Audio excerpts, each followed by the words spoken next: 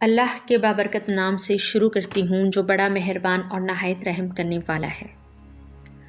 دیکھتی آنکھوں، سنتے کانوں اور علم کے متلاشی ذہنوں کو ہمارے چینل آواز خط پر خوش آمدید۔ حضرت زکریا علیہ السلام بنی اسرائیل کے پیغمبروں میں سے ہیں۔ آپ علیہ السلام کا ذکر قرآن مجید میں 7 مرتبہ ہوا ہے۔ آپ علیہ السلام کا سلسلہ نسب حضرت داؤد علیہ السلام سے ملتا ہے۔ آپ علیہ السلام بیت المقدس کے خدام اور راہبوں کے امیر تھے۔ بنی اسرائیل کی ایک نامور شخصیت کی 2 بیٹیاں تھیں۔ ایک کا نام حنا اور ایک کا نام ایشیا تھا۔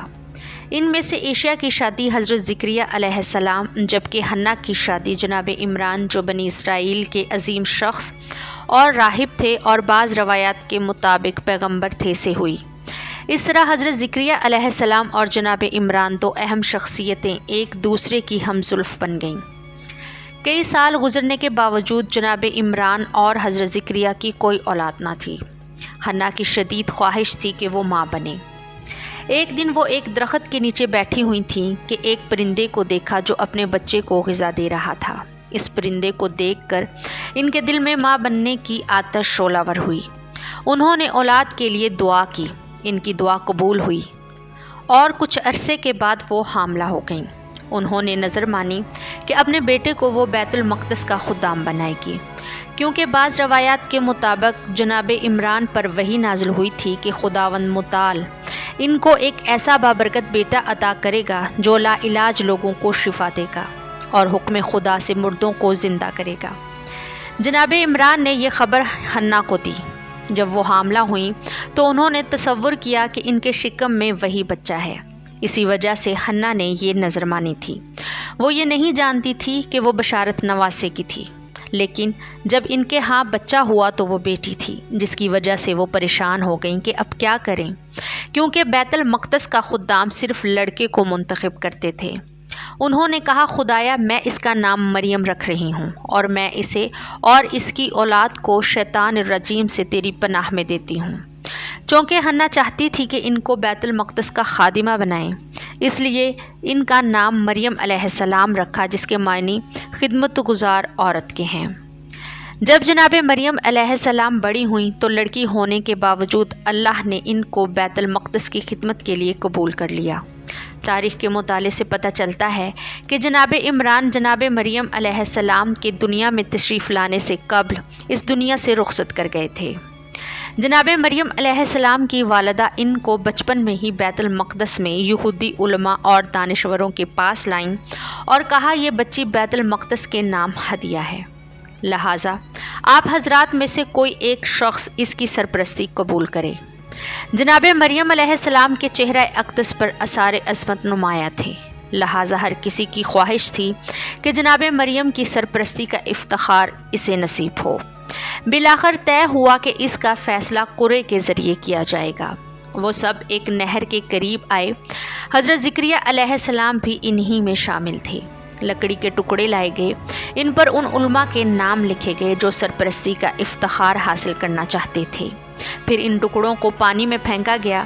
سب ٹکڑے ڈوب گئے، صرف ایک ٹکڑا پانی پر تیرتا رہا جس پر حضرت زکریا علیہ السلام کا اسم گرامی تحریر تھا۔ اس طرح حضرت زکریا علیہ السلام جناب مریم علیہ السلام کے سرپرست مقرر ہوئے۔ در حقیقت جناب مریم علیہ السلام کی سرپرستی کے لیے حضرت زکریا علیہ السلام ہی مناسب تر تھے، کیونکہ وہ پیغمبر ہونے کے ساتھ ساتھ جناب مریم علیہ السلام کے خالو بھی تھے۔ حضرت مریم علیہ السلام بیت المقدس کی خدمت گزاری میں مشغول ہو گئیں۔ بعض روایات کے مطابق حضرت مریم علیہ السلام کو خدا کے قبول کرنے کی ایک نشانی یہ تھی کہ بیت المقدس کی خدمت گزاری کے دوران بالغ ہونے کے باوجود کبھی ماہانہ عادت میں مبتلا نہیں ہوئیں۔ حضرت مریم علیہ السلام ہر وقت عبادت میں مشغول رہتی، دن میں روزے رکھتیں اور رات کو عبادت کرتیں۔ وہ تقویٰ اور معرفت خدا میں اس قدر غرق ہو گئیں کہ وہ یہودی پارسا علماء سے کہیں آگے تھیں۔ جب حضرت زکریا علیہ السلام انہیں دیکھنے کے لیے محراب عبادت کے پاس آتے تو وہاں مخصوص غذائیں مشاہدہ کرتے تو حیران ہوتے۔ ایک دن انہوں نے جناب مریم سے کہا، اے مریم، یہ غذا کہاں سے آئی ہے؟ جناب مریم علیہ السلام نے جواب میں کہا، یہ سب خدا کی طرف سے ہے، وہ جس کو چاہتا ہے بے حساب رزق عطا کرتا ہے۔ حضرت زکریا علیہ السلام نے کئی سالوں سے اللہ کی بارگاہ میں بیٹے کے لیے دعا کر رکھی تھی تاکہ وہ ان کے بعد ان کا وارث بنے۔ شاید حضرت زکریا علیہ السلام کو یہ امید نہ تھی کہ وہ صاحب اولاد ہوں گے، کیونکہ وہ بہت بوڑھے ہو چکے تھے اور ان کی زوجہ بھی سن رسیدہ ہو چکی تھیں۔ جیسا کہ جناب ابن عباس رضی اللہ تعالیٰ عنہ سے منقول ہے کہ حضرت زکریا علیہ السلام کی عمر 120 سال اور ان کی زوجہ کا سن 98 سال تھا۔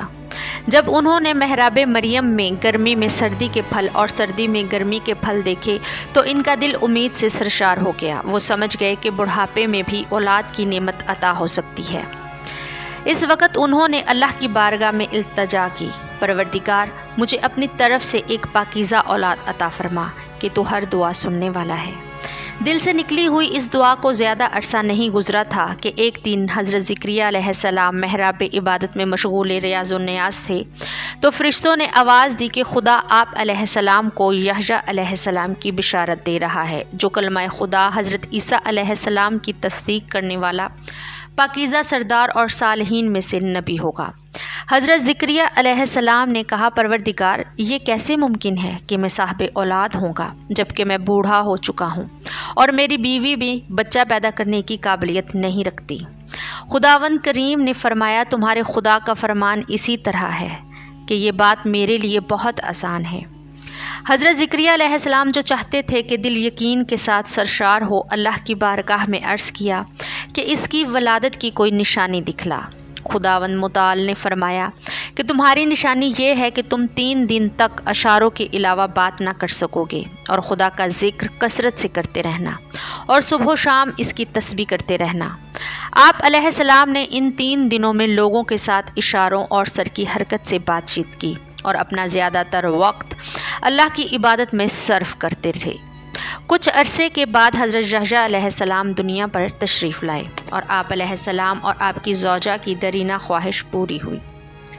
جس وقت حضرت مریم قدرت الہی سے بغیر شوہر کے حاملہ ہوئیں تو شیطان بنی اسرائیل میں گیا، ان کے دلوں میں وسوسہ ڈالا کہ اگر جناب مریم حاملہ ہیں تو یہ کام زکریا علیہ السلام کا ہے، کیونکہ ان کے سوا کوئی حضرت مریم علیہ السلام کے پاس نہیں جاتا۔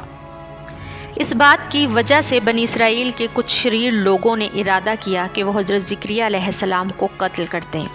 انہوں نے حضرت زکریا علیہ السلام پر حملہ کیا، مگر آپ علیہ السلام بچ نکلے اور بیابان میں ایک درخت کے قریب پہنچے۔ درخت قدرت الہی سے گویا ہوا کہ میرے قریب آئیں۔ حضرت زکریا علیہ السلام اس کے قریب گئے، درخت میں شگاف ہو گیا، آپ علیہ السلام اس کے اندر داخل ہو گئے۔ اس درخت نے آپ علیہ السلام کو پناہ دی۔ ابلیس لعین بھی حضرت زکریا علیہ السلام کے ہمراہ وہاں پہنچا۔ جب حضرت زکریا علیہ السلام درخت کے اندر پناہ لینے کے لیے داخل ہوئے تو اس نے آپ علیہ السلام کی عبا کا ایک حصہ باہر پکڑے رکھا۔ اس لعین نے دیکھا کہ کچھ لوگ کسی کو ڈھونڈ رہے ہیں۔ اس نے ان سے پوچھا کہ تم لوگ کس کی تلاش میں ہو؟ انہوں نے کہا کہ ہم زکریا علیہ السلام کی تلاش میں ہیں۔ ابلیس نے کہا، وہ اس درخت کے قریب آیا، اس نے جادو کیا، درخت میں شگاف ہوا اور وہ اس میں چھپ گیا۔ دلیل کے طور پر حضرت زکریا علیہ السلام کی عبا دکھا دی۔ ان ظالم افراد نے اس درخت کو آرے کے ساتھ ٹکڑے ٹکڑے کر دیا۔ اس طرح حضرت زکریا علیہ السلام مظلومانہ انداز میں درجہ شہادت پر فائز ہوئے۔ اللہ تعالیٰ ان سنگ دلوں پر غضبناک ہوا اور اپنی بدترین مخلوق کو ان پر مسلط کر دیا، جس نے ان سے حضرت زکریا علیہ السلام کا انتقام لیا۔ آپ علیہ السلام کی شہادت کے بعد اللہ تعالیٰ نے آپ علیہ السلام کے پیکر مطہر پر کچھ فرشتے نازل کیے، جنہوں نے حضرت زکریا علیہ السلام کو غسل و کفن دیا اور مسلسل 3 دن تک آ کر نماز پڑھتے رہے، اور اس کے بعد آپ علیہ السلام کو سپرد خاک کر دیا۔ آپ سے التماس ہے کہ ایسی اسلامی تعلیمات سے اپنے گھر والوں اور بچوں کو آگاہ کریں۔ اس ویڈیو کو صدقہ جاریہ سمجھ کر زیادہ سے زیادہ شیئر کریں۔ اپنا اور اپنوں کا بہت سارا خیال رکھیں۔ اگلی ویڈیو تک کے لیے اجازت دیں۔ اللہ حافظ۔ اللہم صلی علی محمد و علی